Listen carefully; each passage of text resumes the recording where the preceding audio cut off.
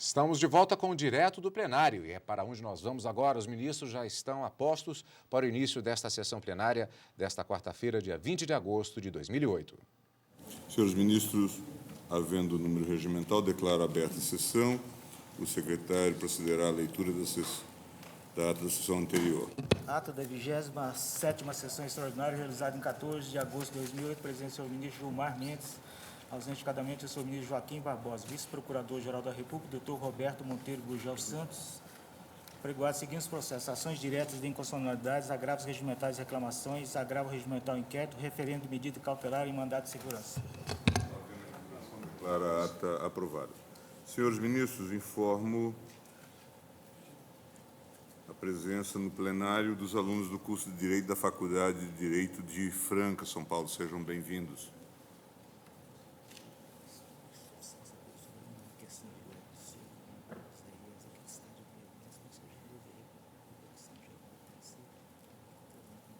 Ministro Peluso, vocês têm uma questão de ordem? Uma questão de ordem. Por favor. Senhor presidente, a Corte, recentemente, em 11 de junho, no agravo do instrumento 715.423, acolheu contra o voto do ministro Marco Aurélio uma questão de ordem suscitada por Vossa Excelência, num feito da qual a relatora ministério é ingreste, entendendo ser aplicável o regime previsto no artigo 543b do Código de Processo Civil, na hipótese de já ter sido reconhecida sobre a matéria a existência de repercussão geral aos recursos extraordinários interpostos de acórdãos publicados anteriormente a 3 de maio de 2008.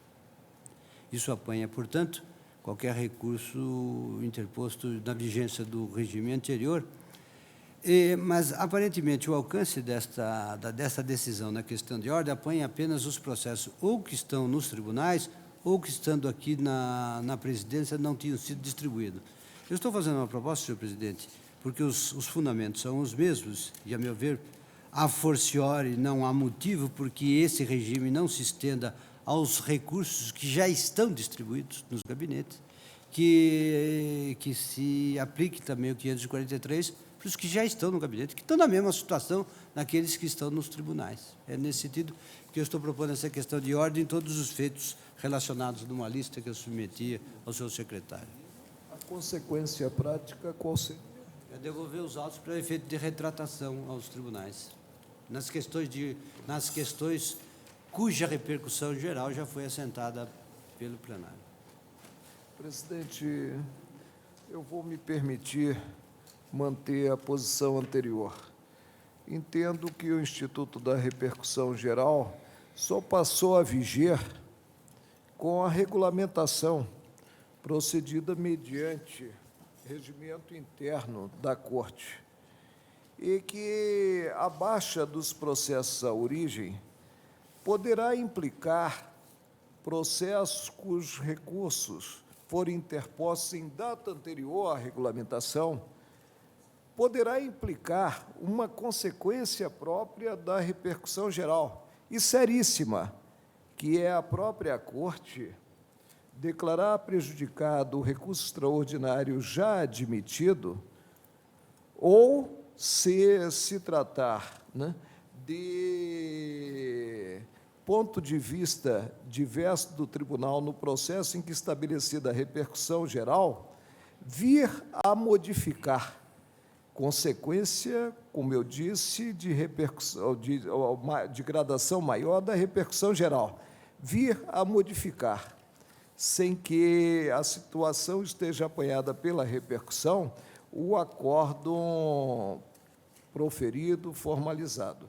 Entendo que esses processos anteriores devem ficar sobrestados, admitida a repercussão geral quanto ao tema neles versado, devem ficar sobrestados no gabinete para, posteriormente, aí sim, de forma individual, monocrática, o relator, em 3 linhas, né, a liquidar o recurso, provendo ou negando seguimento a esse mesmo recurso.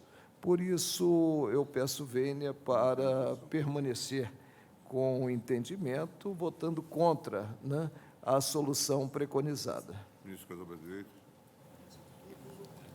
Ministro Marco Aurélio, mas desde que cheguei aqui no tribunal, eu tenho manifestado esse entendimento agora proposto pelo ministro César Peluso, porque realmente ele vai facilitar o trabalho, vai acelerar o julgamento diante de matéria que já está consolidada. Eu peço vênia ao ministro Marco Aurélio para acompanhar o ministro Peluso. Também eu, senhor presidente, peço vênia ao ministro Marco Aurélio, mas também acolho a proposta do eminente ministro César Peluso, tal como formulado na sua questão de ordem. Ministro Lewandowski.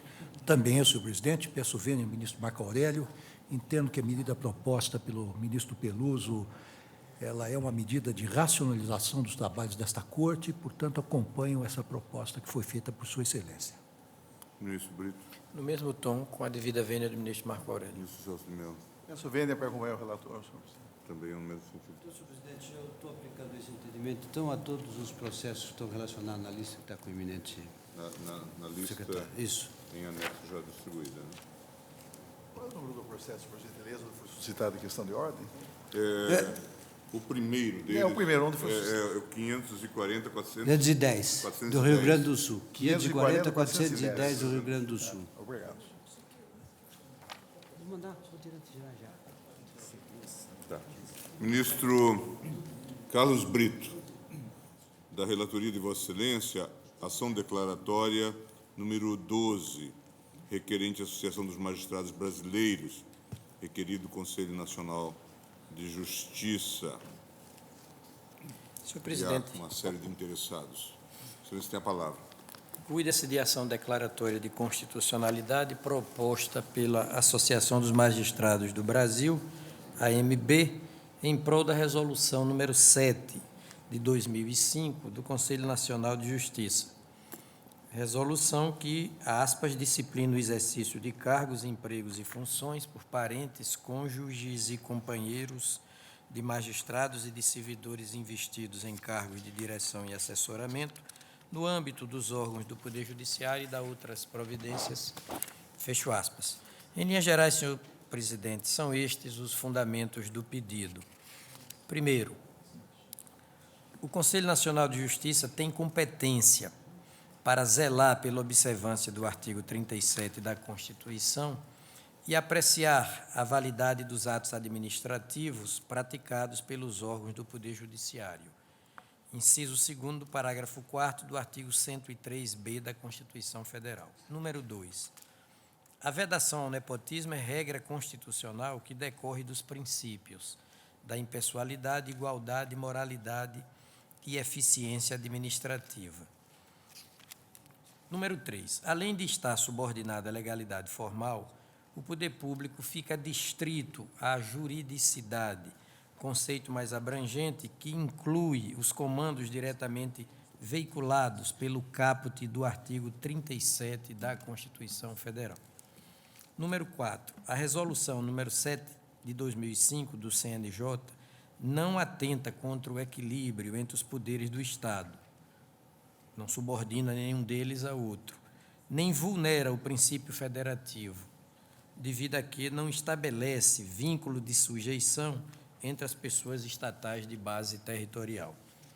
Senhor presidente, eu prossigo para anotar que a postulante, após declinar os fundamentos jurídicos da sua pretensão de ver julgada procedente esta DC, requer liminarmente a suspensão a do julgamento dos processos que envolvam a aplicação da resolução número 7 do SNJ, até o julgamento definitivo da presente ação, ficando impedidos de proferir qualquer nova decisão a qualquer título que impeça ou afaste a eficácia da resolução em questão. B. Com eficácia ex tunc dos efeitos de quaisquer decisões proferidas a qualquer título que tenham afastado a aplicação da resolução 7 do CNJ. Já no tocante ao mérito, a acionante pugna pelo reconhecimento da constitucionalidade da resolução em causa. Informo, senhor presidente, que na sentada plenária de 16 de fevereiro de 2006, este Supremo Tribunal Federal, por maioria de votos, deferiu o pedido de medida liminar. Cito as folhas. Na sequência, determinei a remessa dos autos ao Procurador-Geral da República.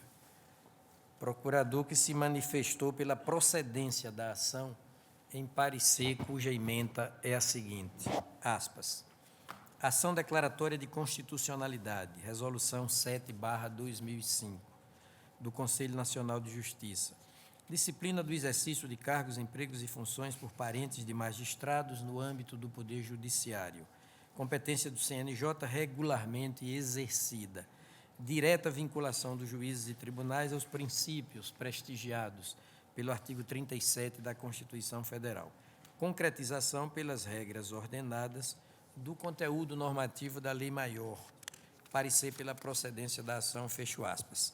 A derradeira, senhor presidente, anoto que figuram na presente ação, na condição de amici curia, o Tribunal de Justiça do Rio de Janeiro e as seguintes entidades: Sindicato dos Trabalhadores do Poder Judiciário e do Ministério Público da União no Distrito Federal, Sindijus, DF, Conselho Federal da Ordem dos Advogados do Brasil, Associação Nacional dos Magistrados da Justiça do Trabalho, ANAMATRA, Associação Nacional dos Magistrados Estaduais, ANAMAGES, e Federação Nacional dos Trabalhadores do Judiciário Federal e Ministério Público da União, FENAJUFE. É o relatório.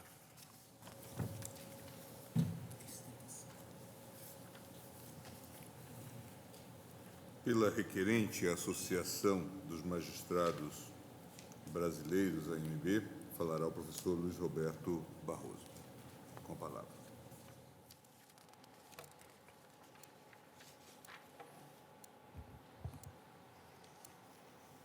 Excelentíssimo senhor presidente, ministro Gilmar Mendes, excelentíssimos senhores ministros, senhor procurador-geral da República, doutor Antônio Fernando, é sempre uma honra estar nessa tribuna e devo dizer que hoje é uma honra renovada.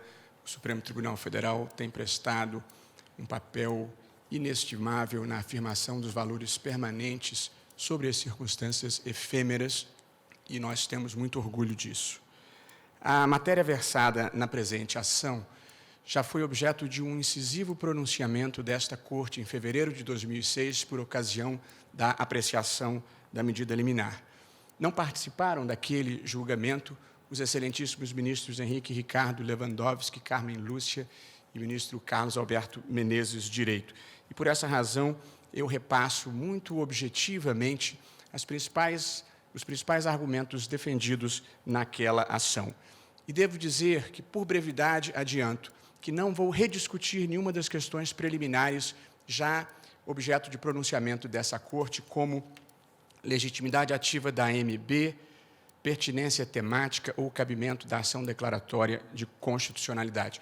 Tampouco me parece oportuno e, por brevidade, investir energia na discussão a propósito da violação do princípio da separação dos poderes ou da violação do princípio federativo, porque esta matéria já foi exaustivamente debatida em acordo do ministro César Peluso, no qual se discutiu a própria criação do Conselho Nacional de Justiça e já se assentou que a magistratura brasileira é de âmbito nacional e que o Conselho Nacional de Justiça é órgão do Poder Judiciário. A hipótese é amplamente conhecida. Trata-se de afirmar a constitucionalidade da Resolução número 7, que veda o nepotismo no âmbito do Poder Judiciário.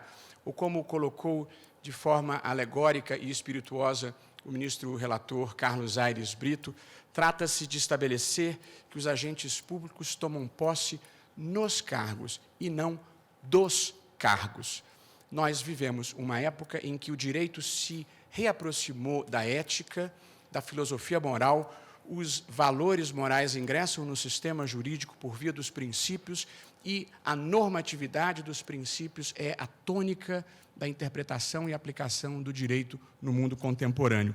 Estas circunstâncias do papel da ética e do papel dos princípios foi assinalada com notável propriedade pelo ministro Celso de Mello no acordo na cautelar em que ele assentou a propósito do nepotismo. Quem tem o poder e a força do Estado em suas mãos não tem o direito de exercer, em seu próprio benefício, a autoridade que lhe é conferida pelas leis da República. O nepotismo, além de refletir um gesto ilegítimo de dominação patrimonial do Estado, desrespeita os postulados republicanos da igualdade, da impessoalidade e da moralidade administrativa. Feita esta introdução, eu passo então a percorrer as teses que verdadeiramente me parecem relevantes para o presente debate. E começo pela questão central da competência do Conselho Nacional de Justiça. Nos termos do artigo 103b, parágrafo 4º, inciso 2 da Constituição, o Conselho Nacional de Justiça tem competência para zelar pela observância do artigo 37 da Constituição e apreciar a legalidade dos atos administrativos praticados por membros ou órgãos do Poder Judiciário. Gostaria de começar pela primeira competência do Conselho Nacional de Justiça prevista neste inciso 2, zelar pela observância do artigo 37 da Constituição. Como bem sabem os senhores, no artigo 37 estão os grandes princípios da administração pública, aí incluídos improbidade, moralidade e eficiência. De acordo com o conhecimento convencional fixado de longa data, quando a Constituição atribui um determinado fim de responsabilidade de um órgão, por evidente está concedendo a este órgão os meios para realizar estes fins. É a célere teoria dos poderes implícitos. Portanto, no poder do Conselho Nacional de Justiça de concretizar os princípios da administração pública, evidentemente está a competência própria para, em concreto ou em abstrato, disciplinar esses próprios princípios, e este ponto foi um dos argumentos centrais do voto do ministro Joaquim Barbosa por ocasião da concessão da liminar. A segunda competência é a competência para apreciar a legalidade dos atos administrativos praticados pelo Poder Judiciário, podendo desconstituí-los ou revê-los. A teoria do direito administrativo é pacífica no sentido de que quem tem a competência para valorar um ato em concreto tem competência para expedir normas gerais a propósito dos critérios de aferição desta legalidade. Por esta razão, o ministro Sepúlveda Pertence, que honrou por muitos anos este tribunal, assentou no seu voto concessivo da cautelar. Estou, no entanto, em que, da competência para rever a ação administrativa dos órgãos judiciários a eles submetidos, decorre o poder de o Conselho regulamentar as soluções que dê às questões de legalidade que eles sejam submetidos. Há um último argumento que foi deduzido na discussão da medida cautelar pelo ministro César Peluso, em aparte ao ministro Sepúlveda Pertence. A discussão se fazia em torno do inciso 2 do artigo 103b, parágrafo 4º. Mas o ministro Peluso suscitou que o artigo 103, inciso 1, dá ao Conselho competência para zelar pelo cumprimento do Estatuto da Magistratura, podendo expedir atos regulamentares. Daí haver assinalado Sua Excelência. Se pelo parágrafo 4º, inciso 1, o Conselho tem poder regulamentar, quando se tratar de zelar pelo cumprimento do Estatuto da Magistratura, a forciore há de tê-lo quando se cuide do cumprimento da Constituição. Também o ministro Eros Grau, no fecho do seu voto, assentou a competência do Conselho neste inciso 1 do artigo 103b, parágrafo 4º da Constituição. Portanto, parece-me inequívoco a essa altura, de acordo com o pronunciamento, a meu ver, incontroverso desse tribunal, que o Conselho Nacional de Justiça tinha competência para prover acerca desta matéria. Resta saber agora se a resolução que expediu, no seu conteúdo, é compatível com a Constituição. E aqui vem a questão interessantíssima do tempo presente, que diz respeito à eficácia normativa dos princípios. O ordenamento jurídico, como se sabe, é composto de regras e princípios. Regras descrevem condutas, os princípios consagram valores ou fins a serem realizados, estados ideais. Porém, a doutrina já se pacificou no sentido de que, a despeito da sua carga axiológica e a despeito da sua abstração, os princípios da sua região nuclear contêm mandamentos cogentes descritivos de conduta. Vale dizer, na sua área nuclear, os princípios são aplicáveis como regras. E, dos princípios da impessoalidade e da moralidade, se extrai do seu núcleo essencial claramente a regra da vedação do nepotismo. Por quê? Porque o princípio da moralidade impõe o dever de boa administração, impõe o dever de boa fé, impõe o dever de atuação vinculada ao interesse público. Não há nada mais desvinculado do interesse público do que poder fazer nomeações com base em sentimentos pessoais. De modo que do núcleo do princípio da moralidade há a vedação do nepotismo, assim como do princípio da impessoalidade, que é uma concretização do princípio da igualdade e que veda, portanto, o tratamento privilegiado ou a vantagem indevida e, como consequência do núcleo da impessoalidade, advém a regra da vedação do nepotismo. Foi nessa linha o voto do ministro Gilmar Mendes, por ocasião da concessão da medida cautelar, no qual, invocando o magistério de Eduardo Garcia de Enterria e de Agustín Gordilho, afirmou Sua Excelência, hoje presidente da Corte. Na estrutura de todo conceito indeterminado, é identificável um núcleo fixo ou zona de certeza dos quais pode ser extraída uma regra aplicável ao caso concreto. E diz Sua Excelência, não seria necessária uma lei em sentido formal para instituir a proibição do nepotismo, pois ela decorre do conjunto de princípios constitucionais. E aqui chego ao argumento central que tem mobilizado as impugnações à resolução que combate o nepotismo, que é a questão da violação do princípio da legalidade. Este argumento da violação do princípio da legalidade se funda em uma compreensão tradicional e, de certa forma, superada do princípio da legalidade, que é lido, na sua versão tradicional, como significando que o administrador só pode fazer aquilo que a lei autorize ou determine que ele faça. Embora esta não seja uma proposição equivocada, ela é manifestamente insuficiente nos dias que correm. Esta visão do princípio da legalidade correspondia ao estágio doutrinário do Estado da legalidade, do Estado de direito fundado na legalidade, o Estado legal de direito. No Estado legal de direito vigorava a centralidade da lei e a supremacia do parlamento. Mas no Estado constitucional de direito que nós vivemos, o que vigora é a centralidade da Constituição e a supremacia judicial.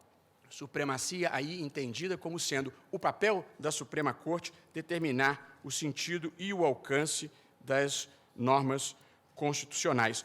Portanto, hoje em dia já não se fala mais a rigor em princípio da legalidade, mas em um princípio da juridicidade que abriga todo o ordenamento jurídico, para usar a expressão de Paulo Otero, ou, se preferirem o termo clássico francês utilizado pelo ministro Gilmar Mendes, o bloco de legalidade na expressão do Maurice O'Riou.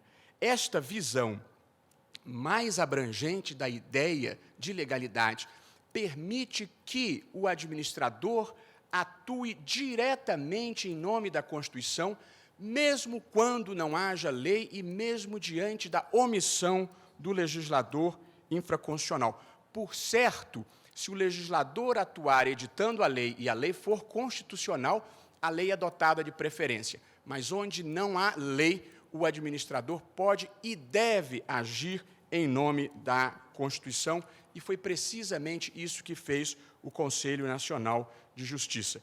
Eu me permito um brevíssimo parênteses, antes de caminhar para o fim, a propósito da posição sustentada pelo eminente ministro Marco Aurélio durante o debate sobre a medida cautelar.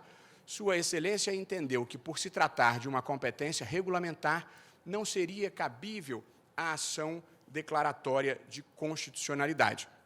Porém, superada a questão do cabimento, eu me permito suscitar a discussão, que penso coerente com a posição sustentada pelo ministro Marco Aurélio, de absoluta condenação do nepotismo, que nós não estamos mais aqui lidando com uma norma regulamentar que esteja regulamentando uma lei, porque lei não existe. Estamos lidando com uma norma regulamentar que regulamenta diretamente a Constituição, de modo que a jurisprudência tradicional do Supremo, de que não cabe a ação direta quando se trate de ato regulamentar, ela se funda em que ou o ato regulamentar seguiu a lei, e se houver inconstitucionalidade, ela está na lei, ou o ato regulamentar desbordou da lei, e, portanto, o que há é ilegalidade. Mas aqui, como não há lei, nós estamos tratando diretamente da regulamentação da Constituição, de modo que cuida-se, então, de saber se esta regulamentação feita da norma constitucional é adequada. E, diante do pronunciamento veemente de Sua Excelência, contrariamente ao nepotismo, penso que a regulamentação dada pelo Conselho Nacional de Justiça vai ao encontro da interpretação constitucionalmente adequada da Constituição, como a vê Sua Excelência. E, por fim, parece-me própria a observação que é a seguinte: algumas impugnações à resolução do nepotismo se fazem sob o fundamento de que se trata de uma restrição de direito fundamental e que restrição a direito fundamental somente pode ser feita por lei formal. Mesmo esta tese de que só possa ser feita por lei formal sendo uma tese contestável e penso que não dominante, a verdade é que nós não estamos aqui, por evidente, falando de direito fundamental. Nem a compreensão mais aberta e elástica do que seja direito fundamental, mesmo quem, com base no parágrafo 2º, amplie significativamente o elenco dos direitos fundamentais para além daqueles que estão enumerados, eu penso que ninguém, em sã consciência, defenderá um direito fundamental à nomeação de parente sem concurso. Portanto, se não estamos diante de um direito fundamental, o argumento da lei formal não prevalece. Tampouco se pode falar em direito adquirido à permanência nesses cargos, porque estamos falando de cargos de confiança, funções gratificadas ou contratações temporárias, todas elas situações precárias e, portanto, não protegidas pelo direito adquirido.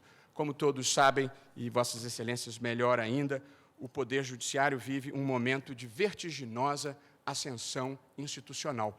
Por circunstâncias da Constituição brasileira e da realidade brasileira, o Judiciário tem sido chamado a se pronunciar sobre as grandes questões nacionais de separação de poderes, de políticas públicas, de direitos fundamentais, e, em ampla medida, acho muito bom que venha sendo assim. Porém, e por evidente, juízes e tribunais que tiveram o seu poder ampliado se legitimam não no voto popular, mas sim na qualificação técnica, na imparcialidade e na integridade dos seus membros. O Poder Judiciário precisa dar o exemplo, e não por outra razão este tribunal, de longa data, editou norma interna contrária ao nepotismo. De modo que, no mundo contemporâneo, o poder já não repousa apenas no argumento de autoridade, na competência formal ou na possibilidade de uso da coação.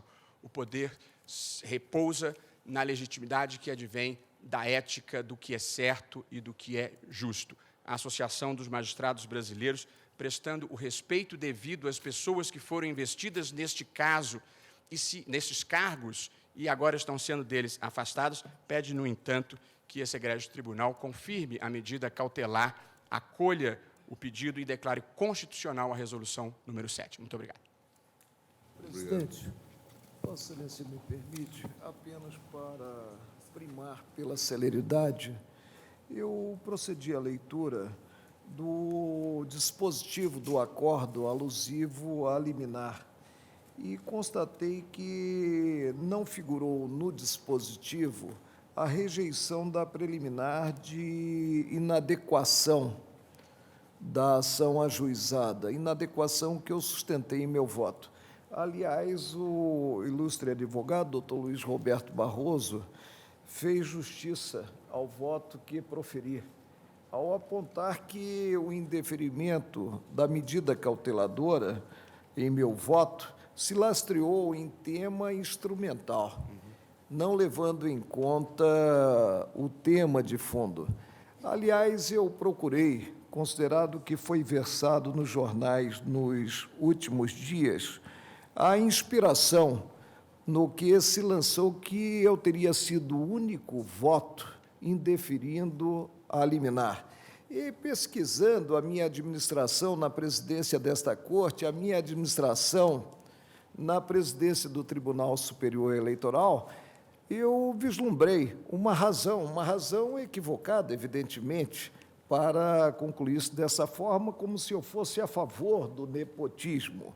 É que eu mantive na administração, na minha administração no Supremo e na minha administração no Tribunal Superior Eleitoral, um parente, mas o Renato parente patronímico, não parente consanguíneo ou afim, né?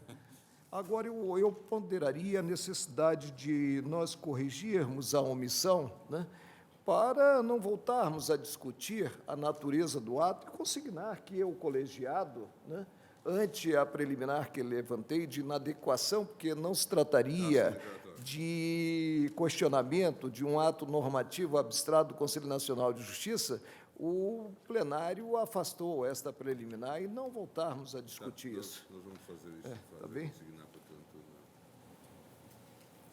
na decisão.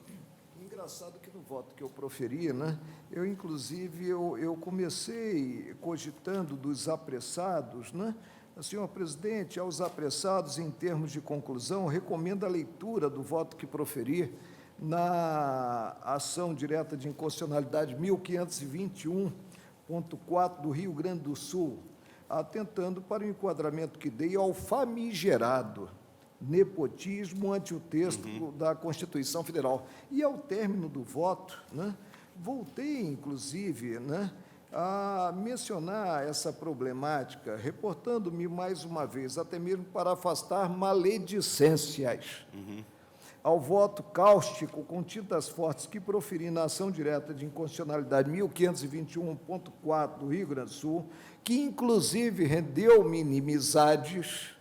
Peço vênia para, nesse primeiro passo, né, e aí eu prosseguir. Então, vamos fazer essa. Deixar extremo de dúvidas que jamais, como juiz, placitei o que enquadrei como famigerado nepotismo. Pela amicus curiae, Associação Nacional dos Magistrados da Justiça do Trabalho, ANAMATRA, falará o doutor Alberto Pavio Ribeiro, com a palavra. Excelentíssimo senhor presidente, excelentíssimos senhores ministros, ilustre representante do Ministério Público, a resolução número 7 do CNJ decorreu diretamente de processo de controle administrativo promovido pela ANAMATRA contra resolução do TST número 388. E por quê? Essa resolução conferia aos servidores da Justiça do Trabalho uma garantia de não exoneração dos cargos de função comissionada, afastando a aplicação imediata da Lei Federal 9421 de 96, que estabeleceu vedações ao nepotismo no âmbito do Poder Judiciário da União.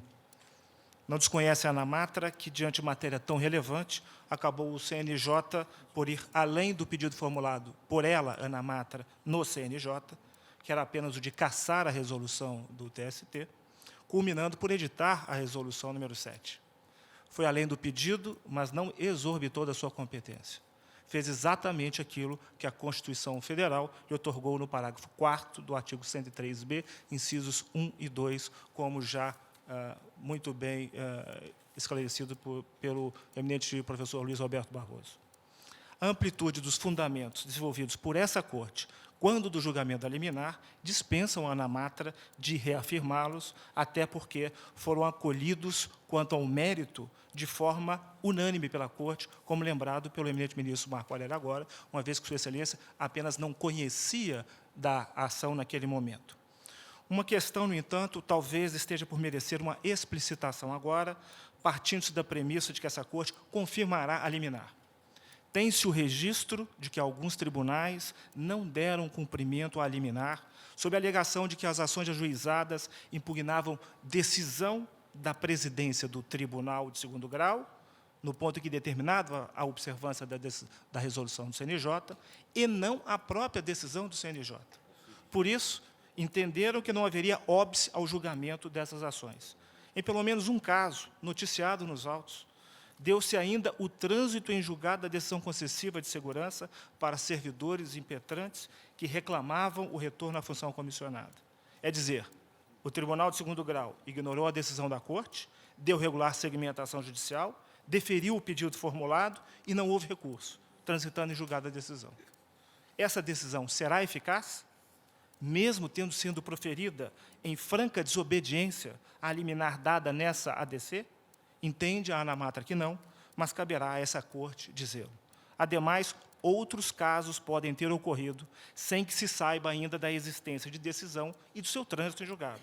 Daí a necessidade dessa egrégia Corte, ao confirmar a liminar, estabelecer os efeitos da decisão em face dos processos nos quais pode ter havido decisão contrária à proferida na liminar. Muito obrigado, senhor presidente.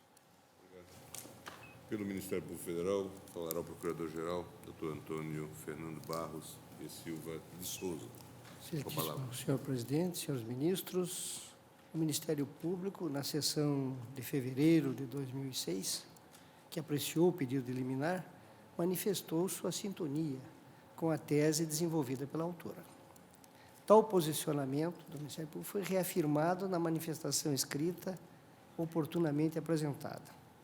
Considerando que os aspectos relevantes do tema já foram destacados pelos nobres advogados que utilizaram a tribuna, por brevidade, o Ministério Público reitera a sua convicção de que a vedação do nepotismo decorre diretamente dos princípios constitucionais, especialmente os da moralidade e da impessoalidade, e, portanto, espera que essa Corte julgue procedente a ação. Com a palavra, eminente relator. Senhor presidente, eu vou tentar fazer uma síntese, um resumo. A matéria constitucional desta ação declaratória foi, também entendo, exaustivamente examinada pelo Supremo quando do enfrentamento da medida liminar. Pedido que foi deferido em 16 de fevereiro de 2006, mediante a prolação de julgado assim emendado.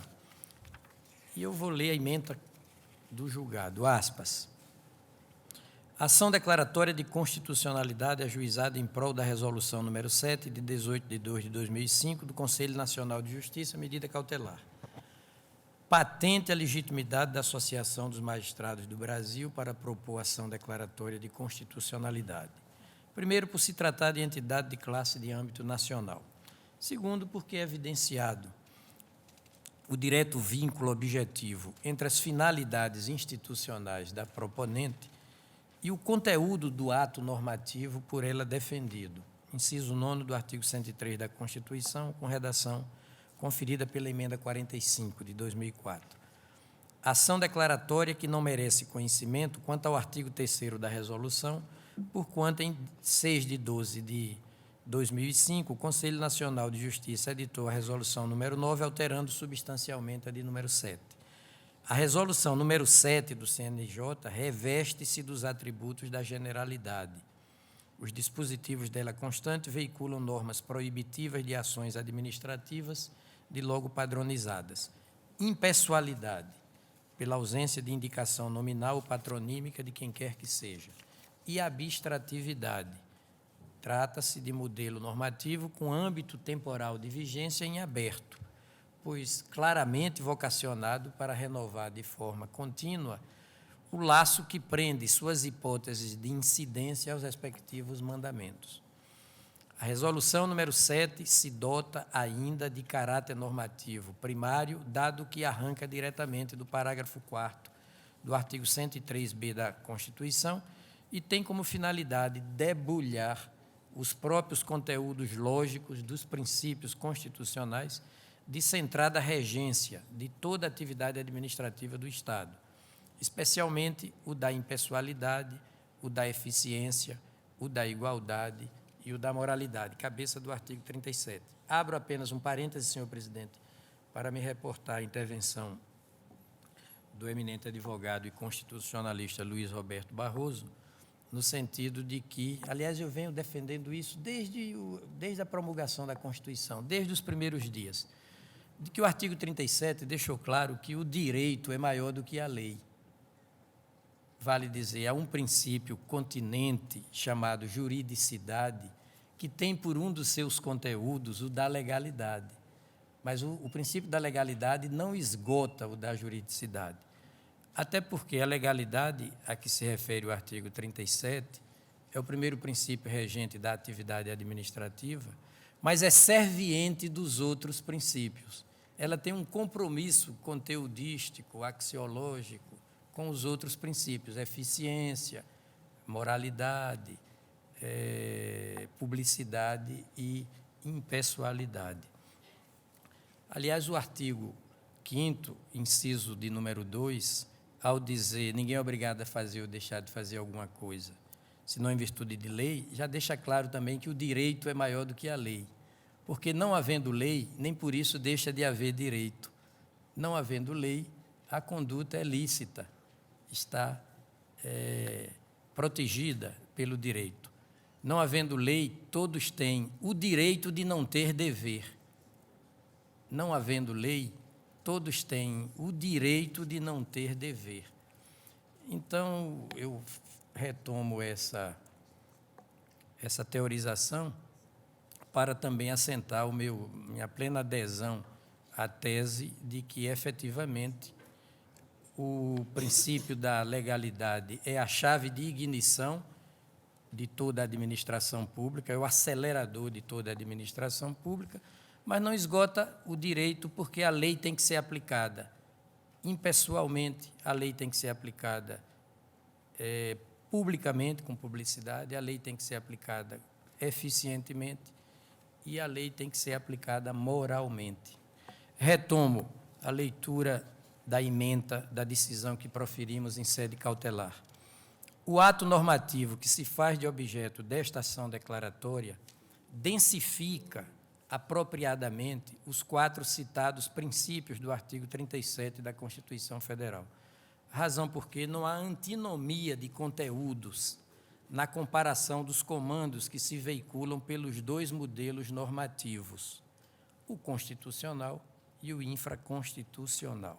Logo, o Conselho Nacional de Justiça fez adequado o uso da competência que lhe conferiu a Constituição após a Emenda 45, de 2004. No outro giro, os condicionamentos impostos pela resolução em foco não atentam contra a liberdade de nomeação e exoneração dos cargos em comissão e funções de confiança, incisos 2º e 5º do artigo 37.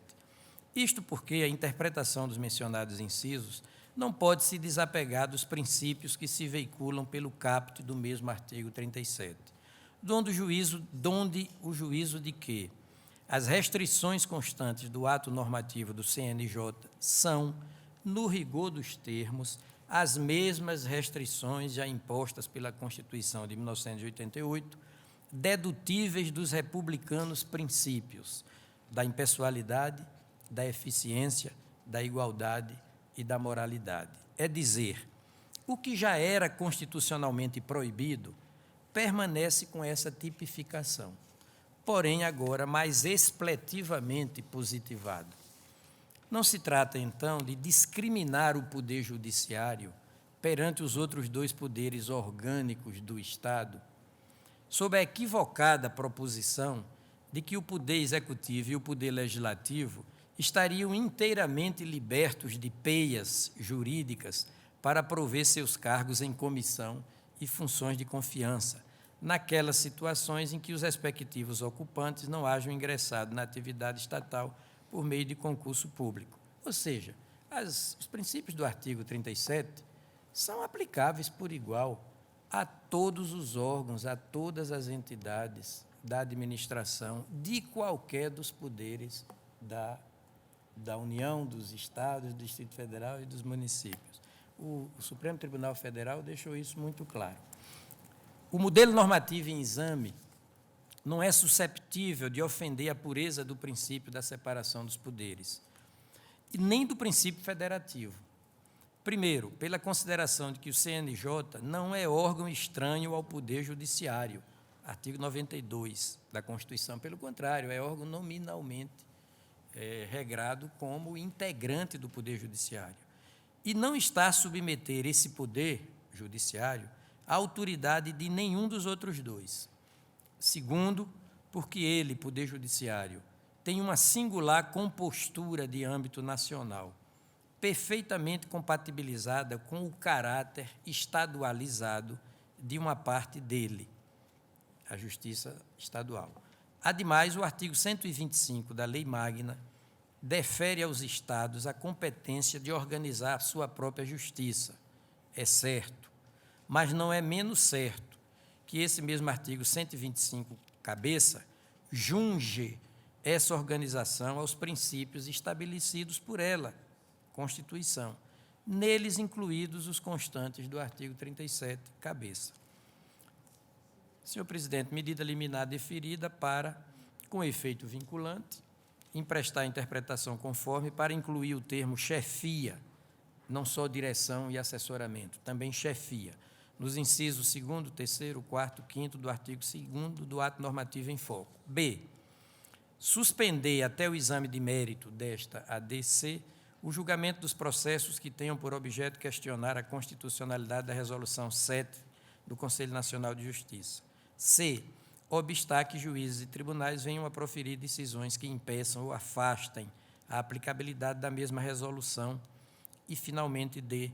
Suspender com eficácia ex tunc os efeitos daquelas decisões que, já proferidas, determinaram o afastamento da sobredita aplicação. Isso posto, senhor presidente, nada tenho, pelo menos por enquanto, a acrescentar a fundamentação de que se louvou, em que se louvou este Supremo Tribunal Federal para deferir o provimento acautelatório. O meu voto julga parcialmente procedente o pedido para 2 efeitos, senhor presidente. Primeiro, emprestar a interpretação conforme a Constituição para incluir o termo chefia nos incisos 2º, 3º, 4º, 5º do artigo 2º do ato normativo, porque ali se fala de direção e assessoramento, os cargos em comissão, não é, pressupondo direção e assessoramento, quando a Constituição fala também de chefia. Então, incluímos direção, chefia e assessoramento. E o número 2 é declarar a constitucionalidade da resolução número 7 do Conselho Nacional de Justiça. Senhor presidente, é como voto. Portanto, proponho a interpretação conforme que já havia sido adotada quando da decisão cautelar e declara a constitucionalidade da resolução do Conselho Nacional de Justiça. Ministro Caso Direito. Senhor presidente, quando esta Corte julgou a ação número 3.367, que foi relator o ministro Peluso, eu tenho a sensação de que ela enfrentou a questão mais delicada, que era a própria existência do Conselho Nacional de Justiça na sua perspectiva constitucional. E esta Corte, em votos brilhantíssimos, assentou a plena compatibilidade da instauração do Conselho Nacional de Justiça como um órgão integrante da estrutura do Poder Judiciário. É claro que faço minhas as palavras do ministro Peluso, quando, em debate, se não me falha a memória, com o ministro Carlos Veloso, assinalou a sua dificuldade com relação à participação de pessoas estranhas ao Poder Judiciário como membros desse Conselho Nacional de Justiça. Mas essa questão está plenamente superada e já não nos cabe mais examiná-la aqui. 2 são as questões que, a meu ver, simplificadamente devem ser enfrentadas nesta ação.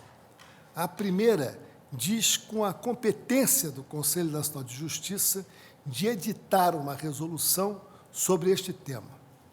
E, nesta questão, ao meu sentir, está embutida a questão relativa ao poder do Conselho, se nós admitirmos que esta matéria é reservada a uma lei formalmente emanada, portanto, do Poder Legislativo. Mas eu tenho entendido, e creio que essa é a convergência do Supremo Tribunal Federal, que esses princípios que estão esculpidos no caput do artigo 37 da Constituição Federal têm uma eficácia própria, eles são dotados de uma força própria, que podem ser imediatamente aplicados, e eu diria até mais, sem um retorno às origens técnicas da diferenciação entre o princípio e a norma, que hoje, na perspectiva da Suprema Corte, esses princípios revestem-se da mesma força. Tanto isso que, em precedente recentíssimo, que nós julgamos aqui neste pleno, nós aplicamos um desses princípios com a força efetiva de uma norma constitucional. E, portanto, esse princípio pode, sim, ser aplicado diretamente, independentemente da existência de uma lei formal. Se essa concepção é verdadeira, e a meu sentir é verdadeira, nós temos de admitir que, dentro das atribuições do Conselho Nacional de Justiça, está a de preservar os princípios que estão presentes no caput do artigo 37 da Constituição. E um desses princípios é o princípio relativo à moralidade. E daí a pertinência temática da resolução do Conselho Nacional de Justiça. Nunca é demais repetir-se que é necessário sempre assinalar que o Conselho Nacional de Justiça não tem atividade jurisdicional, ele tem uma atividade meramente administrativa. Daí a minha afirmação reiterada de que dúvidas devem persistir com relação, por exemplo, à utilização pelos membros do Conselho Nacional de Justiça de medidas liminares, considerando que as medidas liminares são próprias da ação jurisdicional do Estado e, portanto, são da competência específica daqueles que têm a atividade judicante. Entendo, portanto, que essa primeira questão deve ser superada no sentido de que, sim, é da competência do Conselho Nacional de Justiça fazer a disciplinação dos princípios esculpidos na Constituição no que tange ao poder administrativo que detém no âmbito do Poder Judiciário. A segunda questão seria a de saber concretamente se o conteúdo daquela resolução que está agora sob exame esbarraria em alguma dificuldade de natureza constitucional. E também a minha resposta é negativa. Tenho a sensação de que o que está disposto ali é um pouco o senso comum, que se vem aplicando coerentemente até mesmo em diversas etapas, não apenas do Poder Judiciário Federal, mas também do Poder Judiciário dos Estados. Já há alguns estados que têm uma regulamentação suficiente, ou pelo menos uma orientação nesse mesmo sentido. Ora, se as duas respostas com relação às dificuldades relativas à pertinência temática, competência do Conselho Nacional de Justiça e ao conteúdo são negativas com relação à Constituição, evidentemente que outra conclusão eu não posso chegar, senão pela procedência da ação. Todavia, eu vou pedir vênia ao ministro Carlos Aires, porque entendo que é desnecessário fazer qualquer complementação com a utilização da interpretação conforme.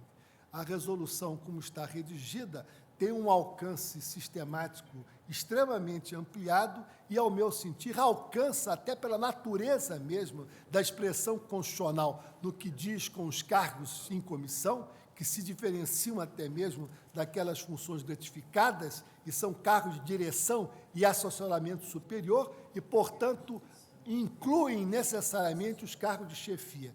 Daí eu não ver necessidade específica de nós recorrermos ao princípio da interpretação conforme, de forma a fazer um acréscimo à disciplina incluída na resolução número 7. Com essa pequeníssima e insignificante divergência com relação ao voto do ministro Aires de Brito, no seu mérito, eu acompanho, mesmo que a Constituição tenha feito qualquer referência ao cargo de chefia.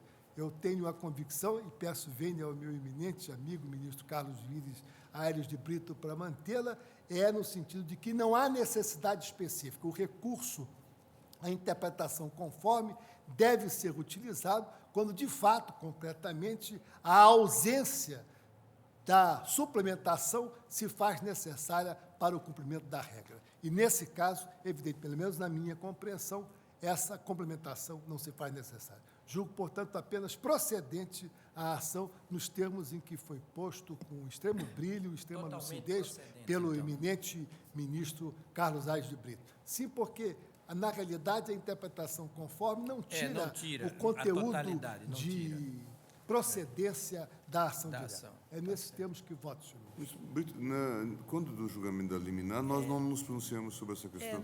O ministro Nelson Jobim falou exatamente nos termos em que hoje se pronunciou o eminente ministro Menezes Direito.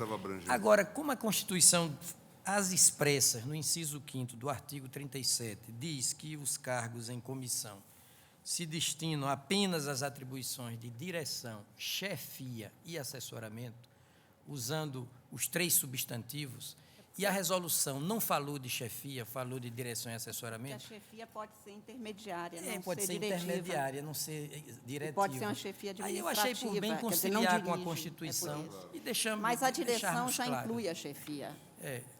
Já inclui a chefia. Então, Foi só por isso. Aí a Corte decidiu pela inclusão da palavra chefia. isso em juízo de cautelar. Cautelar, juízo cautelar. Tá. Bom, ministra Carmen Lúcia. Senhor presidente, também eu, evidentemente, me ponho de acordo com o eminente relator, não vislumbro nenhuma mácula que, de alguma forma, pudesse tisnar a validade constitucional da resolução, supero, tal como o eminente ministro, relator e o ministro Menezes, direito. Também manifesto a minha imparcialidade em relação àqueles que eventualmente vierem a ser atingidos. Não estamos a cuidar disso, estamos cuidando apenas do princípio constitucional. Portanto, vou acolher. Queria apenas, senhor presidente, fazer rapidíssima consideração sobre a circunstância de que, quanto a este tema, não falta e nunca faltou ao Brasil lei. Faltou cumprir as leis no sentido de impedir que a res pública fosse efetivamente pública, o que decorre em parte da história do Brasil, que não altera nada, mas, há alguns anos atrás, ao trabalhar sobre esse tema, eu fiz um traçado histórico, que, evidentemente, não vou apenas fazer uma remissão, sobre a utilização dos espaços públicos pelos interesses privados e, de uma forma muito específica, sobre a manutenção de atuação nepotista, que acontece e continua acontecendo. E apenas como quase curiosidade, eu vou trazer duas passagens da história que são muito lembradas por quem estuda a questão do nepotismo no Brasil. A primeira, a de que se contém no final da carta endereçada por Pero Vaz de Caminha ao rei de Portugal, dando notícia do descobrimento do país, e neste final se contém o seguinte, aspas, e pois que, senhor, é certo que assim neste cargo que levo, como em qualquer outra coisa, que de vosso serviço e por vossa alteza há de ser de mim muito servida, a ela peço por me fazer singular mercê, mandar vir da ilha de São Tomé, Jorge Dozoiro, meu genro, o que dela receberei em muita mercê. Beijo as mãos de vossa alteza. Deste porto seguro da vossa ilha de Veracruz, hoje, sexta-feira, 1º de maio de 1500. E eu dizia sobre esse tema que, no Brasil, tudo começou, portanto, nessa passagem, quando uma mercê a favor do genro daqueles que escreviam as cartas desembarca no Brasil e, com isso, desfralda-se uma bandeira tão infeliz. Mas também quero assinalar que, sob a vigência da Constituição de 1824, a pessoalidade era contestada, tanto que há uma lei de 10 de outubro daquele ano, em cujo artigo 38 dispunha expressamente, aspas, nenhum vereador poderá votar em negócio de seu particular interesse, nem dos seus ascendentes ou cunhados, enquanto durar o cunhadio. E, sob a vigência da Constituição de 1824, o grande Pimenta Bueno escreveu que a admissão dos cidadãos nos cargos públicos, sem outra diferença que não seja de seus talentos e virtudes, é uma bela e lógica consequência da igualdade perante a lei. Não são, pois, as condições de nascimento, as distinções ou prejuízos aristocráticos, e sim a capacidade, as habilitações, o mérito pessoal que dão a preferência aos cargos públicos. É uma conquista preciosa da civilização e da justiça, que produz importantes resultados.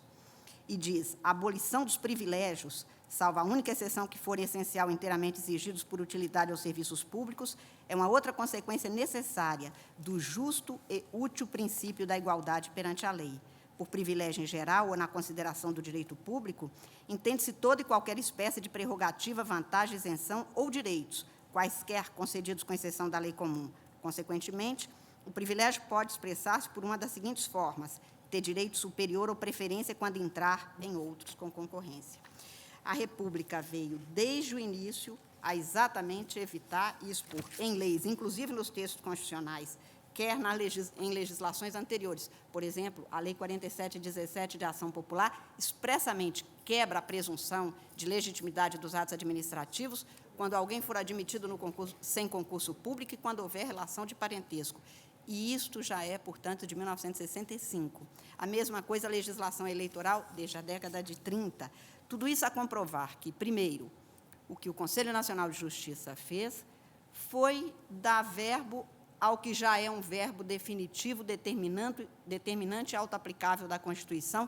Portanto, não há nenhuma exacerbação, a meu ver, das competências ali contidas no sentido expresso da Constituição de zelar pelo cumprimento dos princípios previstos no artigo 37. E, segundo, não precisaria de ter leis.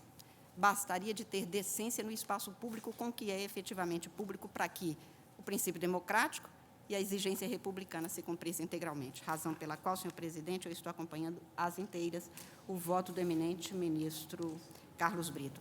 Acho até, ministro Menezes de Direito, que não seria necessário, mas como na cautelar foi acrescentado, é por isso que estou... Deduzir da direção... Eu estou a função de acompanhando chefia, na forma por ele entendeu? posto. A interpretação conforme foi nesse sentido. Né? Portanto, estou acompanhando para incluir dar no pela âmbito procedência da ação. funcional do vocábulo direção a função de chefia. Eu pediria aos colegas, em razão do ministro Marco Aurélio ter que se ausentar ocasionalmente, eu vou pedir que ele antecipe o voto na matéria. Sim.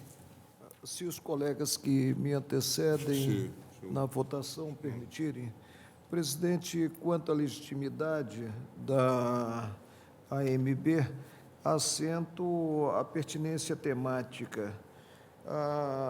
Aqueles que estão congregados, os agentes públicos, têm interesse em um certo balizamento, considerado a administração dos tribunais.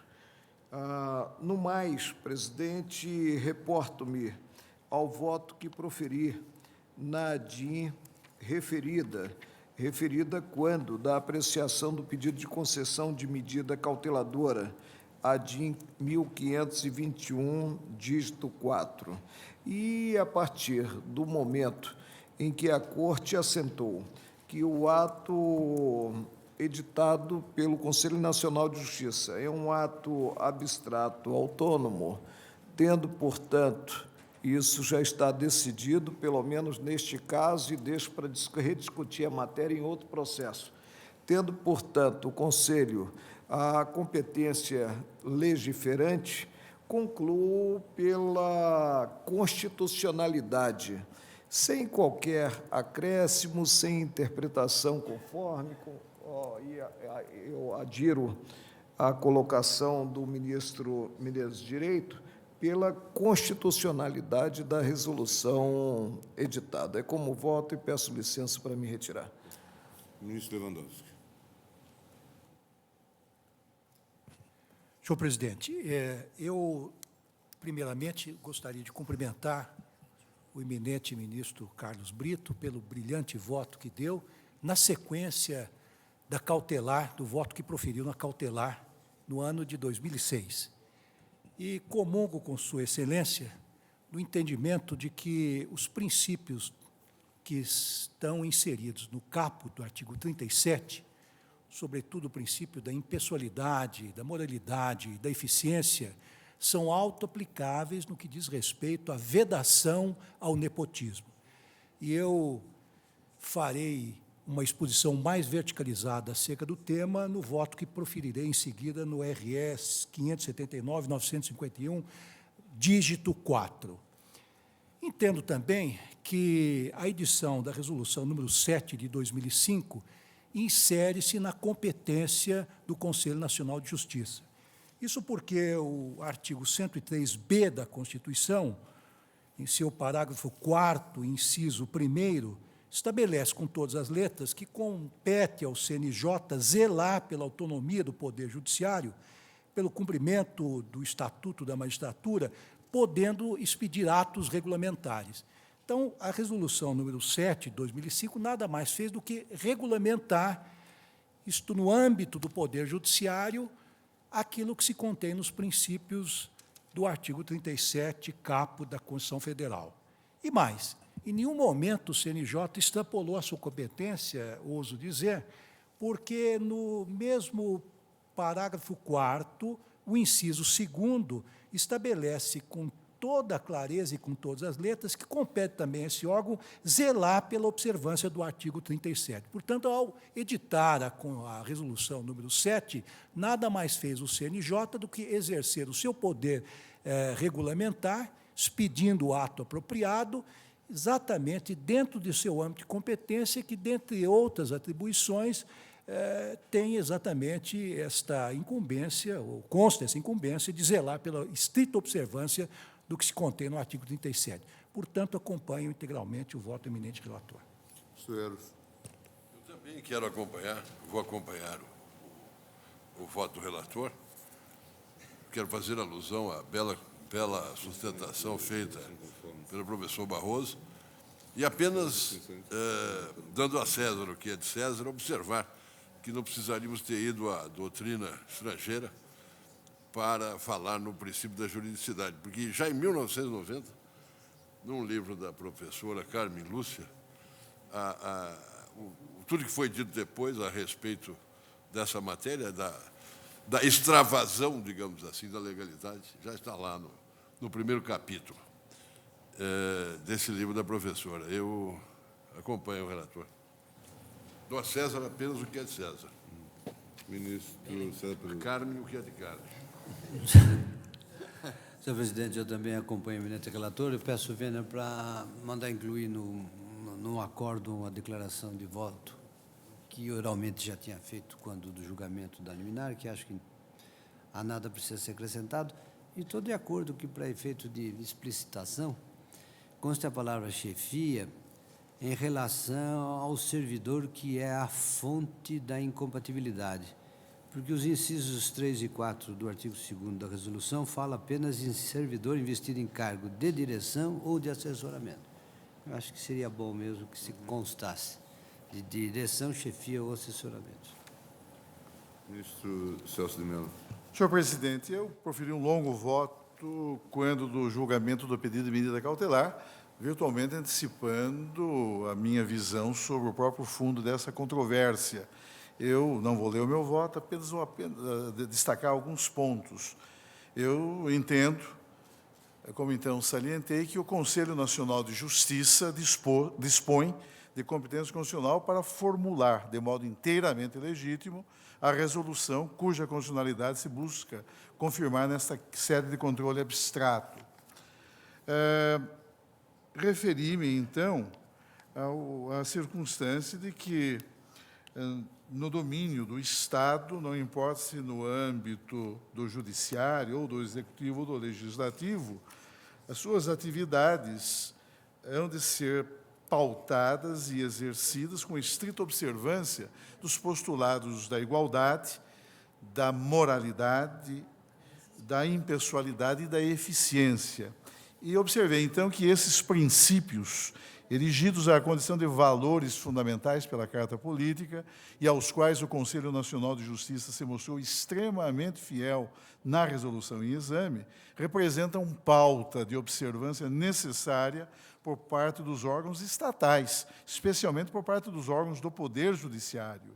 E, mais do que isso, esses postulados qualificam-se como diretrizes essenciais, que dão substância e significado à repulsa que busca fazer prevalecer, no âmbito do aparelho de Estado, o sentido real da ideia republicana, que não tolera práticas e costumes administrativos tendentes a confundir o espaço público com a dimensão pessoal do governante, em claro desvio de caráter ético-jurídico, com o objetivo de proteger valores fundamentais, como se qualificam os postulados da transparência, da igualdade, da moralidade e da impessoalidade, o Conselho Nacional de Justiça, na resolução em causa, definiu, de modo inteiramente compatível com o sistema constitucional, normas destinadas a obstar a formação de grupos, cuja atuação, facilitada pelas nomeações em comissão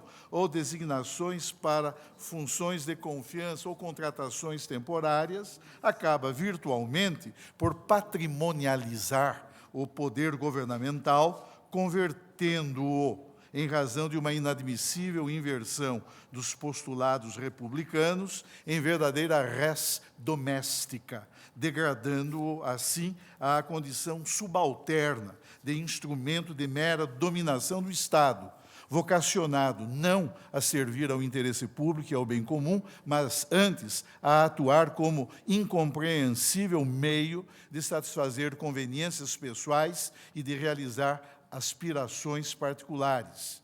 a teleologia da resolução CNJ 7 de 2005 deriva da necessidade mesma de construir-se a ordem democrática, justificando-se em função de seus altos propósitos, cuja realização impõe que se faça essencial distinção entre o espaço público de um lado e o espaço privado de outro, em ordem a obstar que os indivíduos, mediante ilegítima apropriação, culminem por incorporar ao âmbito de seus interesses particulares a esfera de domínio institucional do Estado, marginalizando, como consequência desse gesto de indevida patrimonialização, o concurso dos demais cidadãos na edificação da res pública. Daí a reflexão doutrinária impregnada de acentuado componente ético, que examina o pensamento democrático à luz das grandes dicotomias, como, por exemplo, aquela pertinente à dualidade público-privado, subjacente à ideia mesma de que o respeito pelos indivíduos aos limites que definem o domínio público de atuação do Estado, separando-o de modo nítido do espaço meramente privado, qualifica-se como pressuposto necessário ao exercício da cidadania e do pluralismo, que representam, enquanto categorias essenciais que são, pois dão ênfase à prática da ideia da igualdade, do diálogo, da tolerância e da liberdade, alguns dos fundamentos em que se estrutura em nosso sistema institucional o Estado republicano e democrático. Cabe preservar, desse modo, as relações que os conceitos de espaço público e de espaço privado guardam entre si, para que tais noções não se deformem nem provoquem a subversão dos fins ético-jurídicos visados pelo Constituinte. A consagração do nepotismo na esfera institucional do poder político não pode ser tolerada, sob pena de o processo de governo, que há de ser impessoal, que há de ser transparente, que há de ser fundado em bases éticas, ser conduzido a verdadeiro retrocesso histórico, o que constituirá, na perspectiva da atualização e modernização do aparelho de Estado, situação inaceitável. O fato é um só, senhor presidente, como então concluí o voto e agora encerro esta minha decisão. Quem tem o poder e a força do Estado em suas mãos não tem o direito de exercer em seu próprio benefício ou em benefício de seus parentes ou cônjuges ou companheiros a autoridade que lhe é conferida pelas leis desta República. O nepotismo, além de refletir um gesto ilegítimo de dominação patrimonial do Estado, desrespeita os postulados republicanos da igualdade, da impessoalidade e da moralidade.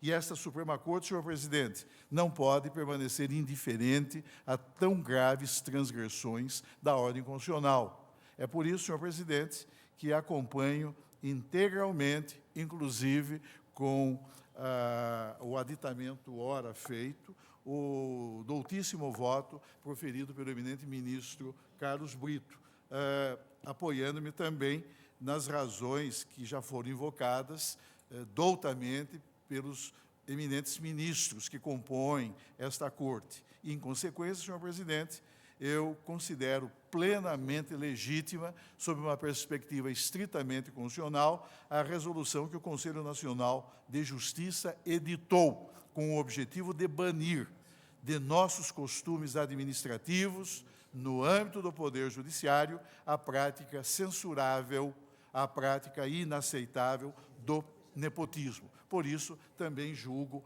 procedente a presente ação declaratória, confirmo, em consequência, a validade constitucional da resolução em causa e adiro integralmente ao douto voto proferido pelo eminente ministro relator, ministro Carlos Aires Brito. Também eu, na linha do voto já proferido, me manifesto no sentido de acompanhar integralmente o brilhante voto proferido pelo ministro Carlos Brito.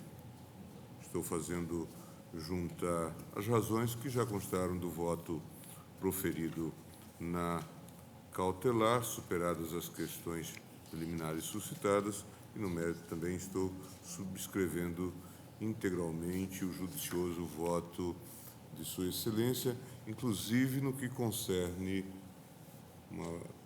a interpretação conforme, tendo em vista a necessidade de que nós não tenhamos aqui qualquer risco, qualquer dúvida, né, qualquer possibilidade de evasão da interpretação fixada pelo Supremo Tribunal Federal. Entendo bem as razões aqui colocadas pelo ministro Carlos Alberto Direito e agora seguidas pelo ministro Marco Aurélio, mas diante do esforço que o tribunal faz no julgamento desta ação declaratória, o ideal é que não haja também reclamações, fundamentalmente é que não haja descumprimento da decisão. Por essas razões, eu também acompanho Sua Excelência às inteiras e proclamo o resultado que o tribunal, à unanimidade, julgou procedente a ação declaratória de constitucionalidade. E fixou inclusive a interpretação conforme para aditar o sentido quanto à expressão chefias, que se contém no substantivo direção, mas neste caso houve a divergência do ministro Direito e do ministro Marco Aurélio. Decisão, portanto, dotada de efeito vinculante nos termos da Lei 9868 de 99, artigo 28.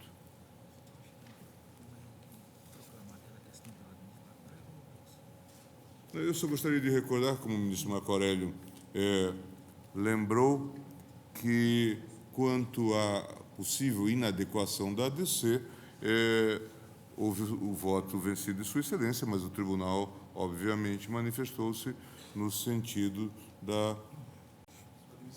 admissibilidade integral da ação.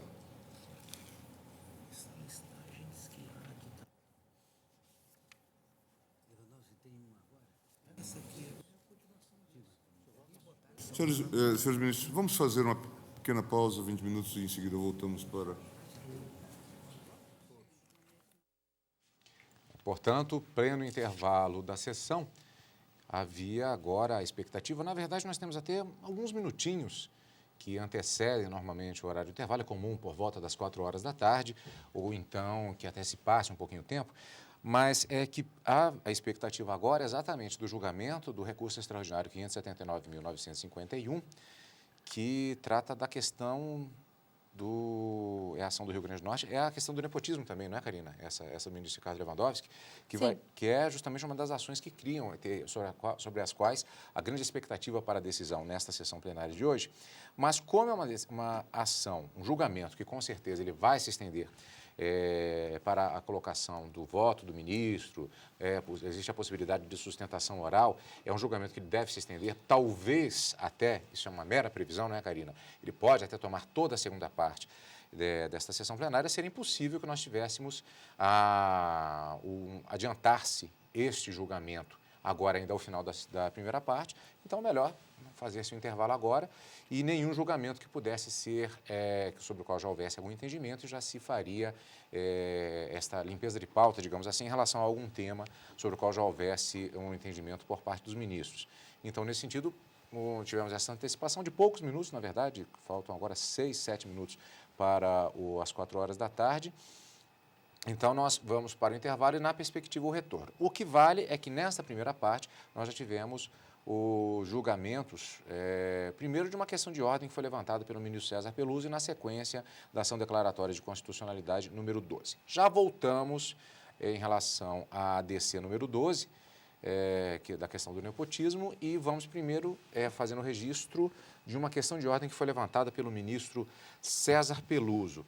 Aqui vale lembrar que se tratou, vamos lembrar primeiramente o próprio conceito de questão de ordem, quando há algum elemento que é levantado, muitas vezes a observação feita por um ministro sobre uma determinada questão que tem de ser resolvida, se submete esta questão ao plenário para resolução. E até, Karina, nesse caso nós tivemos inclusive uma questão de ordem que foi gerada por uma outra questão de ordem que aconteceu em uma sessão anterior do plenário do Supremo Tribunal Federal e que tratou de um julgamento sobre repercussão geral. A título resumido, Karina, já vou devolver a bola para você, vou voltar rapidamente para a gente resumir aqui, para repassar para a Karina Zucolotto. No caso, foi um julgamento referente a um agravo de instrumento, sobre o qual houve a decisão do Supremo Tribunal Federal de se fazer a aplicação, a decidir que havia a repercussão geral e a possibilidade de aplicação de um artigo do Código de Processo Civil. No caso, o artigo 543, que já vamos conferir com a Karina do que se trata. Ora, em relação à data de 3 de maio de 2008, houve a decisão que todos os processos anteriores, vários processos distribuídos, na verdade, no caso do Supremo, recursos extraordinários provenientes de diversos tribunais, em relação a estes processos, aplicando-se a repercussão geral e a decisão que houve relativa ao artigo 543, já se faria uma limpeza de pauta, já se fez, na verdade, a decisão foi válida em relação a esses processos. O ministro César Peluso descobriu que ainda havia vários processos semelhantes já na presidência do Supremo Tribunal Federal e que não foram diretamente contemplados com esta decisão, possibilitando o retorno dos respectivos processos aos tribunais e a aplicação da decisão do Supremo Tribunal Federal. Então, a proposta, apresentada em questão de ordem, não é necessário pauta prévia para se discutir isso no plenário, levantou a questão de ordem e fez a proposta de que esta decisão, que já fora tomada em relação a outros processos, outros recursos extraordinários, valesse também para esses processos que já estavam aqui na presidência do Supremo Tribunal Federal. E a proposta era justamente qual o efeito prático, foi até a pergunta do ministro Marco Aurélio. Os processos voltam aos tribunais para que seja feita a aplicação pelos próprios tribunais que tiveram esses processos na sua origem, da aplicação do entendimento do Supremo Tribunal Federal. Aí vai a pergunta, o que diz exatamente, Karina, o artigo 543 do Código de Processo Civil? Qual é a aplicação nesse caso? Na verdade, deve ser analisada essa repercussão geral para a admissibilidade desses recursos extraordinários. Então, se não for o recurso extraordinário, não levantar uma preliminar de repercussão, ele automaticamente já seria rejeitado, tanto pelo tribunal que o recebe, quanto se for originário no Supremo Tribunal Federal. Mas, na verdade, a gente deve lembrar do que se trata essa repercussão geral, matéria tão discutida aqui sobre vários pontos. A natureza da repercussão geral, ela vai trazer uma otimização no julgamento dos processos que poderiam chegar até o Supremo Tribunal Federal. O Supremo, então, entende nos recursos extraordinários que aquela matéria, já reiteradas vezes chegando até o Supremo, ela tem uma repercussão que seria cunhada a nível jurídico, a um nível político ou social até. Então, se não abordassem esses tipos de repercussão, o recurso extraordinário não seria passível de apreciação pelo Supremo Tribunal Federal. Então, com o surgimento da repercussão, com a emenda 45, exigiu-se mais um critério de admissibilidade dos recursos extraordinários, que é o levantamento de preliminar dessa repercussão. E no caso, nós temos aqui, Karina, qual a aplicação que havia especificamente em relação ao artigo 543? Na verdade, eu não estou com o Código de Processo Civil aberto aqui na tela. tela. Eu estou conseguindo abrir, o meu computador está um pouquinho mais rápido hoje. Então, eu tenho de fato, eu não tenho aqui na... Aliás, até uma sugestão, inclusive, em relação à venda da possibilidade, a consulta que é o site da Presidência da República. Não há mal, inclusive, passar essa informação, já que se trata de informação pública, e o site da Presidência da República, para o qual há a possibilidade de acesso através de link no próprio site do Supremo Tribunal Federal, você tem acesso a toda a legislação e a atualizadíssima. No caso, vamos ver aqui o artigo 543 do Código de Processo Civil, já estou no 539, abrindo aqui 543. Admitidos ambos os recursos, vamos puxar um pouquinho mais para cima aqui, falando exatamente do recurso extraordinário e do recurso especial. Lembrando que o Código de Processo Civil é o que regulamenta, justamente, estabelece as normas para se seguir aqueles processos ligados à área civil, à área civil. Existe também, claro, o Código de Processo Penal. Em relação aos recursos extraordinários, o artigo 543 diz o seguinte... Antes do 543, definição, Karina, de recursos extraordinários. São recursos que podem chegar até o Supremo Tribunal Federal quando uma determinada lei ou determinada decisão de algum juiz, de algum órgão, viola diretamente, frontalmente, e não, como diz o próprio entendimento do Supremo, não pode ser uma ofensa reflexa nem oblíqua, tem que ser uma ofensa direta à Constituição. Então, nesse caso, poderia ser arguída uma violação constitucional através do recurso extraordinário, que é um meio de controle de constitucionalidade chamado difuso, ou seja, as partes, durante a lide no processo, durante a discussão dos direitos, né, no âmbito do processo civil, penal, mesmo administrativo, né? No caso do administrativo não, porque aí nós não teríamos o recurso especial ao Poder Judiciário, mas no âmbito do Poder Judiciário poderiam levar uma discussão de um direito que estaria ofendendo a Constituição, poderia chegar a uma decisão, a uma manifestação, buscar uma provocação do Supremo Tribunal Federal através do recurso extraordinário. Então, é um meio de controle difuso dos efeitos da Constituição, do direito constitucional propriamente dito.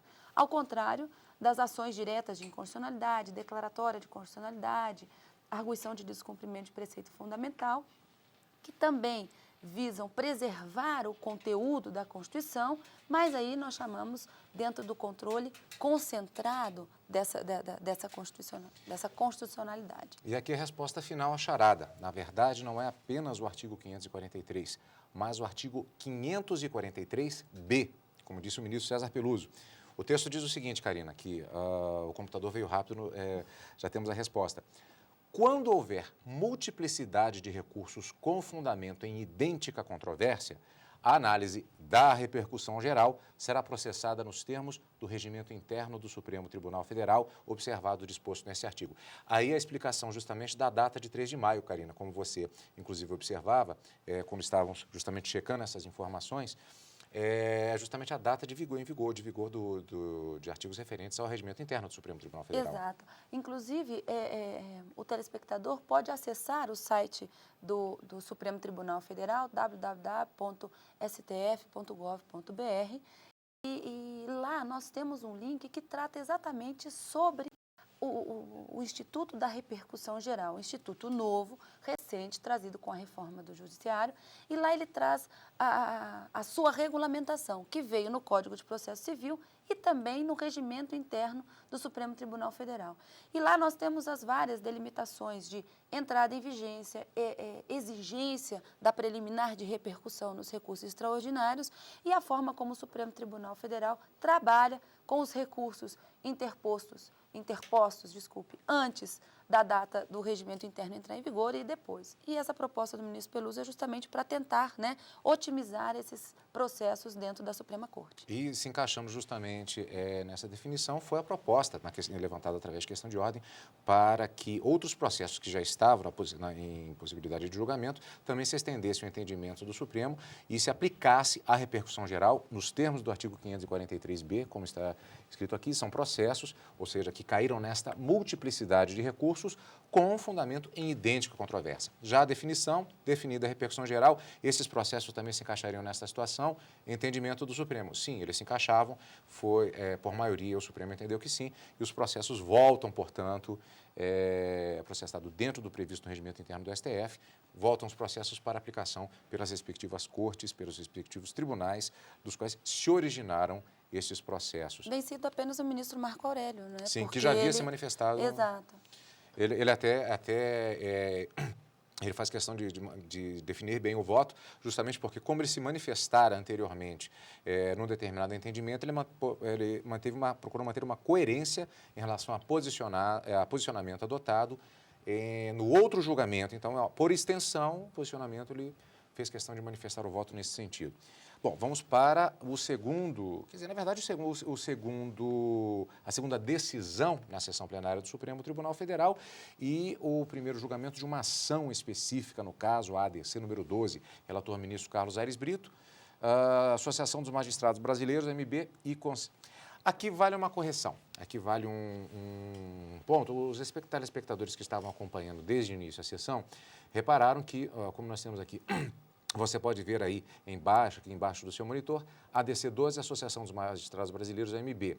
Na transmissão ao vivo, nós tivemos o registro de Associação dos Magistrados Brasileiros versus Conselho Nacional de Justiça.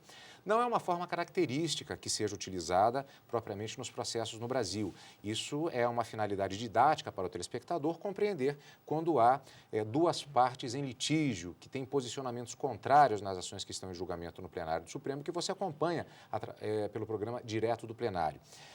Ocorre que, neste caso, aí avalia a seguinte observação. Trata-se de uma ação declaratória de constitucionalidade, em que a Associação dos Magistrados Brasileiros pediu que fosse declarada a constitucionalidade de uma decisão do CNJ. Neste caso, não há o que em direito você denomina como sendo uma lide, não há uma briga, não há uma discordância. Houve a intenção da AMB de que fosse declarada, sim, a constitucionalidade de uma decisão do Conselho, que, portanto, não figurava no processo, não constava do processo como parte. Não havia um questionamento feito à decisão do CNJ, contrário à decisão do CNJ. Havia a expectativa de que, sim, a decisão do CNJ, do Conselho Nacional de Justiça, fosse declarada constitucional para dirimir qualquer possibilidade de dúvida com relação a esta questão do nepotismo.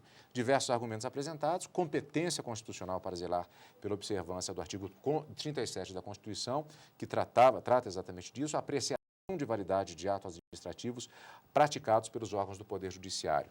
Nós tivemos, na sequência, a apresentação do voto do ministro relator, Carlos Aires Brito. Neste momento, ele apresenta um resumo geral do processo. Na sequência, a sustentação oral, que pode ser a favor ou contra, de acordo com os advogados, os representantes que estão presentes ao plenário. No caso, tivemos a sustentação oral justamente no sentido de se defender a constitucionalidade da decisão do Conselho Nacional de Justiça. Como disse, não havia uma divergência, mas, como se foi um pedido, o Supremo foi provocado para se manifestar neste caso, poderia, não é, Karina, se tivesse um entendimento diferente, ter se manifestado pela inconstitucionalidade. Não, na sequência, tivemos o voto do ministro Carlos Aires Brito pela constitucionalidade, sim, da decisão do Conselho Nacional de Justiça, mais exatamente a resolução número 7, no que houve um acompanhamento por unanimidade. Não, posso fazer não, tem razão, não foi por unanimidade. Houve uma questão preliminar, existe a necessidade de análise por parte dos ministros das questões preliminares, se o processo pode sequer ser julgado, e foi exatamente nesse ponto que houve uma discordância, não é, Karina? Na verdade, o ministro Carlos Aires Brito, relator da ADC, ele, quando manifesta no mérito a sua decisão, pela procedência e aplicando, emprestando a chamada interpretação conforme para incluir a palavra chefia na resolução número 7, no ponto em que era objeto a declaração de constitucionalidade, ficou vencido ministro Marco Aurélio, seguido, inclusive, pelo ministro Menezes Direito. Mas o que é essa interpretação conforme? Na verdade, é uma forma mais flexível de se julgar uma ação direta de inconstitucionalidade ou então mesmo uma ADC. Ao invés de se declarar a inconstitucionalidade e deixar por isso mesmo, dá-se uma interpretação num sentido que a Constituição gostaria que produzisse os efeitos, Então, havendo uma flexibilização, sem, contudo, haver uma legislação, porque senão nós teríamos ofensa ao princípio da separação dos poderes, mas, de uma certa forma, o tribunal escolhe uma outra alternativa interpretativa que conduza a um juízo efetivamente de constitucionalidade. É o Supremo como intérprete do que diz o texto da Constituição. Exatamente. Então, a interpretação conforme seria nesse sentido. Então, não faz parte do pedido a inclusão dessa terminologia, desta palavra.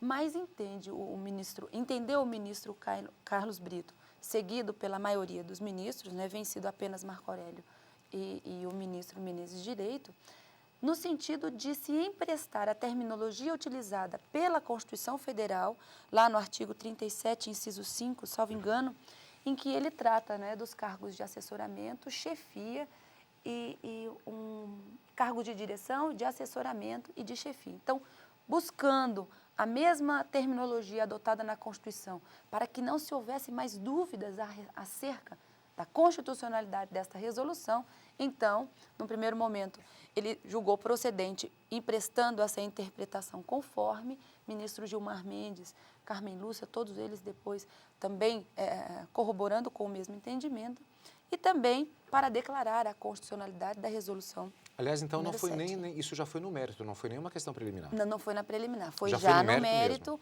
havendo essa divergência acerca da constitucionalidade da ação declaratória. Quer dizer, que houve uma questão preliminar que foi analisada pelo ministro Carlos Aires Brito, que foi pela admissibilidade, pela possibilidade da AMB apresentar a ação. Quer dizer, que essa foi plenamente superada de imediato.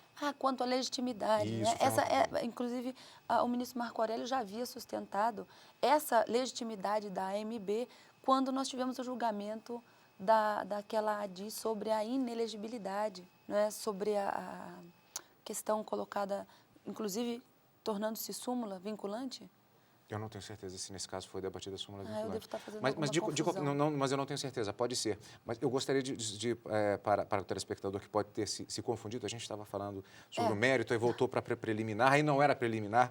Então, mas houve, de qualquer maneira, uma questão preliminar. Então, eu vou te pedir, Karina, para a gente explicar para o telespectador esse ponto específico, o que é a questão preliminar e que, nesse caso, e que foi uma questão de legitimidade para apresentar a ação. Fala para o telespectador, fala para a gente exatamente sobre esse ponto. Claro. A Constituição, ela estabelece um rol de possíveis, vamos colocar assim, pessoas ou associações que poderiam propor uma ação declaratória de constitucionalidade, uma ação direta de constitucionalidade ou uma ação de descumprimento de preceito fundamental.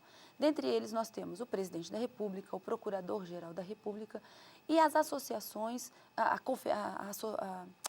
a Ordem dos Advogados do Brasil, não é? No âmbito federal, a Ordem, Seção Federal, e a Associação de âmbito nacional. Então, uma questão que já foi levantada com relação à legitimidade seria se a Associação dos Magistrados Brasileiros teria legitimidade para propor uma ADC nesse ponto. Por quê?